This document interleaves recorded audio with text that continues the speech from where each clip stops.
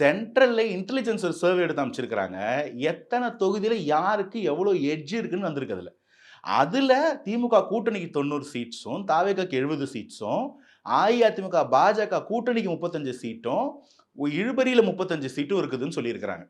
So அது எப்படி பார்க்கப்படுதுன்னா, இத கொஞ்சம் நான் வந்து ஒரு பெட்டரான ஒரு வேலிடேபிளான ஒரு சர்வேவா பார்க்குறேன். அதுல அவங்க சொல்லக்கூடிய முக்கியமான விஷயம் என்னன்னா, தாவேகாவ விட பல திமுக பல தொகுதிகள்ல ரொம்ப மீகரான எட்ஜ்ல தான் இருக்காங்க. 800, 1000, 1500 ஓட்டு மார்ஜின்ல தான் இருக்கு. இன்னும் போக போக இருக்கிற 2 மாசம் ஆன்டி இன்கம்பன்ஸ்ல திமுக எவ்வளோ வேணா சரிய வாய்ப்பு இருக்கு. திமுகல இருக்கிறது மொத்தம் சேர்ந்தது கூட்டணியோடது.